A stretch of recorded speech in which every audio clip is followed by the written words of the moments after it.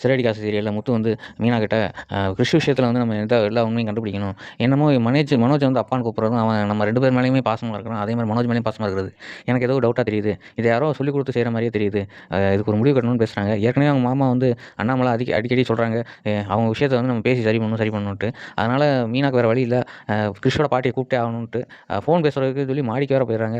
கடைசி யார கூப்பிடுறாங்கன்னா, ரோஹிணிய கூப்பிட்டுருக்காங்க. ரோஹிணி வந்து பேசும்போது, "நீ சொல்லவே மாட்டேங்கிற. நான் தான் பேசிட்டு இருக்கிறேன். நீ வந்து 7 நாளுக்குள்ள உண்மைய சொல்லணும். இல்லன்னா நானே சொல்லிருவேன்னு" சொல்லிட்டு போயிடுறாங்க.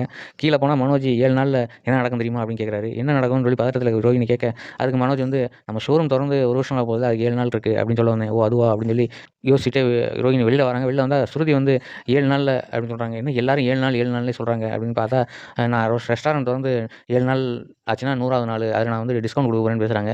அதே மாரி முத்து உள்ள வராரு. 7ஆம் தேதி இன்னைக்கு என்ன தெரியுமா? அப்படின்ட்டு மீனாவோட அம்மாவுக்கு பிறந்த நாளு. சரி நான் 7 மணிக்கு சவாரி ஒண்ணு இருக்கு. அத முடிச்சுட்டு வந்துர்றேன்னு சொல்றாரு. எல்லாரும் 7 7ன்னு சொல்லி இந்த ரோகிணிய பாடாப்படுத்துறாங்க. ரோகிணி வழக்கம் போல அவங்க ஃப்ரெண்டுட்ட தான் போய் இதெல்லாம் உளறி கொட்டிட்டு இருக்காங்க. அந்த ஃப்ரெண்டும் நான் வேணா மீனாட்ட பேசுறேனேன்னு சொல்லிட்டு மீனாட்ட ஃபோன் பண்ணி பேசுறாங்க. மீனா வந்து 7 நாள்ல உண்மைய சொல்லணும். இல்லன்னா நானே சொல்லிருவேன்னு சொல்லி அவங்களையும் கொஞ்சம் திட்டி விட்டுறாங்க. பார்க்கலாம் அடுத்து இந்த சீரியல்ல ரோகிணி மாட்டுவாங்களா? இல்லன்னா வேற ஏதாவது ட்விஸ்ட் வரப்போதா? அப்படின்னு சொல்லி நீங்க என்ன நினைக்கிறீங்கன்னு சொல்லி கமெண்ட் பாக்ஸ்ல கமெண்ட் பண்ணுங்க. Thank you.